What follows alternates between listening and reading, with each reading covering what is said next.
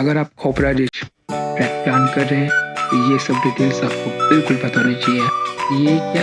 ये मॉडरेट और difficult level में आता है, क्योंकि इसमें स्टार्टिंग के कुछ दिन जो है आपको अपहिल करना पड़ेगा, डाउनहिल भी करना पड़ेगा, तो चल जाएगा।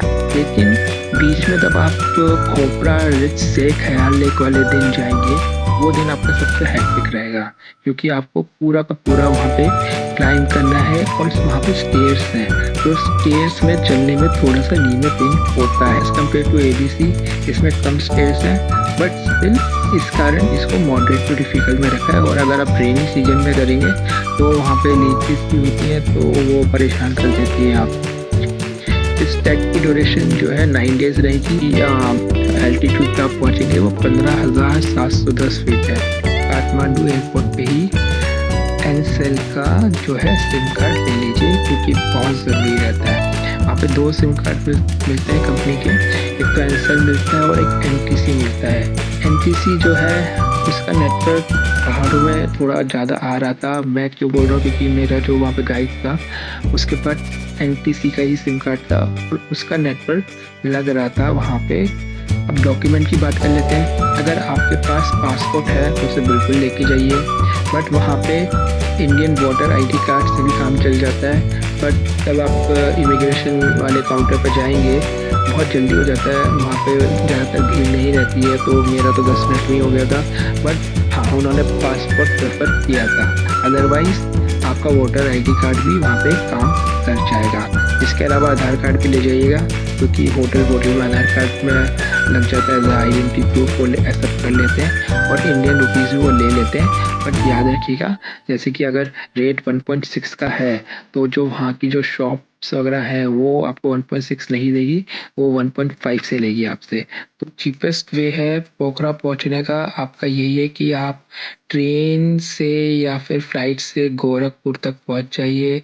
गोरखपुर आप एक दिन पहले पहुँचिए, तब आप पोखरा जाना है उससे एक दिन पहले पहुँचिए, तो आप अराउंड 1-2 बजे तक वहाँ से पहुँच जाइए। अब गोरखपुर एयरपोर्ट के बाहर से आपको शेयर कैब मिलती है सोनावली, जो इंडियन नेपाल बॉर्डर है वहाँ तक जाने के लिए। अब वहाँ से गोरखपुर से सोनावली का जो डिस्टेंस है वो 105 किलोमीटर है और अप्रॉक्स 3 घंटे लग जाते हैं। तो उसकी जो कॉस्टिंग पड़ेगी वो 300 से 500 रुपये पर पर्सन पड़ती है। अब तब आप सोनावली बॉर्डर पर पहुँच जाएंगे, वहाँ से आप बस टिकट बुक कर लीजिए पोखरा के लिए। बस रहती है वो 5:30 बजे निकलती है और उसका रेट वेरी करता है 650 नेपाली से 800 नेपाली के बीच में। तो आप नेक्स्ट डे 5 बजे तक, सुबह 5 से 6 बजे के बीच में आप पोखरा पहुँचेंगे और वहाँ से आप पोखरा से कैब ले लीजिए, जो भी आपको कंफर्टेबल पड़ता है आपके ट्रैक के स्टार्टिंग पॉइंट के लिए। ट्रैकिंग परमिट की तो आपको गांधरुक में ट्रैकिंग परमिट आपको मिल जाएगा। गांधरुक से पहले मिलेगा, एक्चुअली गांधरुक में नहीं, गांधरुक से बहुत पहले है। तो उसकी फ़ीस क्या रहती है, 885 रुपीज़ नेपाली, ठीक है। उस पर वो 13% का वैट लगाते हैं, तो 115 नेपाली रुपीज़ और ऐड हो जाएंगे, तो आपको टोटल 1000 नेपाली रुपीज़ पड़ेगा फॉर इंडियन, ठीक है। और सार्क कंट्रीज़ के लिए, अगर आप अदर नेशनलिटी के हैं, अदर कंट्री से UK US एक्सेट्रा जो भी है, तो आपको 4000 नेपाली रुपीस लगेंगे। मनासुलू कंजर्वेशन एरिया है, वहाँ पे भी चल जाएगा। जैसे कि मुक्तिनाथ अगर आपको जाना है तो वहाँ पे परमिट चल जाएगा। इसके अलावा अगर आपको कोई डॉक्यूमेंट्री फिल्म वगैरह करनी है तो आपको वहाँ पे स्पेशल परमिट वहाँ से लेने पड़ेंगे ministry of information and communication से, और अप्रूवल भी लेना पड़ेगा उनसे, NTNC से। अगर आपको हंटिंग करनी है तो वो बिल्कुल अलाउड नहीं है। फिशिंग अगर आपको करनी है तो लोकल कंजर्वेशन एरिया जो है वहाँ की कम्युनिटीज़ रहेगी, आप अपने लॉज वाले या होटल वाले से पूछ सकते हैं, वो आपको दिलवा देंगे।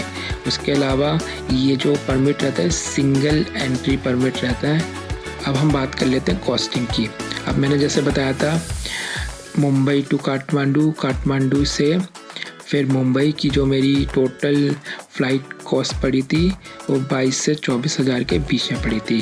और जो मैं पोखरा से काठमांडू गया था फ़्लाइट से उसकी मेरी पड़ी थी 2800 रुपये इंडियन रुपीज़, 2800 इंडियन रुपीज़ में।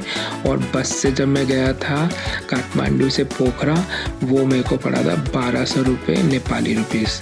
ठीक है, तो मैंने तो पूरा ट्रैकिंग का एक्चुअली एक पूरा वहीं पैकेज ले लिया था। तो मुझे जो ये सिर्फ ट्रैक का ड्यूरेशन का जो मुझे कॉस्टिंग पड़ा था वो 37,000 अराउंड पड़ा था, जिसके अंदर मेरा सब कुछ कैब भी इंक्लूड था, फूड भी इंक्लूड था, स्टे भी इंक्लूड था, और पोखरा टू पोखरा मेरा जो था पूरा पैकेज था। मैंने खोपरा रीच किया था तो उधर तो मुझे ताड़ा पानी तक ना तो कोई वाईफाई का अलग से पैसा देना पड़ा था, ना कोई बैटरी चार्ज करने का एक्स्ट्रा पैसा देना पड़ा था। हो सकता है कि ABC ट्रैक में ये सब चार्जेस होते हों, बट मुझे तो ताड़ा पानी तक वाईफाई फ्री था। हाँ, 2 बातों में वाईफाई का पैसा था, और 2 बातों से आगे जो भी था, जो मुदलाई पॉइंट वगैरह होते हुए 2 बातों से आगे आप चिश्तीबंग जाते हैं, और इधर आगे की मतलब जो भी आपको ट्रैक में जगह पड़ेंगी उधर आपको पैसे देने पड़ेंगे वाईफाई के। और अगर आपको मिनरल वाटर लेना है तो वो 100 नेपाली रुपीज़ पर लीटर देते हैं, और जो बोतल वाला रहता है तो वो 200 रुपये नेपाली रुपीज़ देकर आपको मिल जाता है। वहाँ पे वैसे सब फैसिलिटी है, वॉशिंग मशीन्स वगैरह भी रखी हुई थी, हॉट शावर के भी हैं, सब कुछ फैसिलिटी वहाँ पे मिल जाती है। पूरा कमर्शियल ट्रैक है। बाकी मैंने इसी ब्लॉग में सारी इंफॉर्मेशन मैंने इसमें डाल दी है, पूरा लिस्ट के साथ डाल दिया है, आप उसे पॉज करके देख लीजिए। बहुत सारा है, सब आपको समझ में आ जाएगा, कोई दिक्कत की बात नहीं है। इतना फॉलो करोगे, इतना सामान लेके जाओगे तो आराम से सुखी रहोगे वहाँ पे।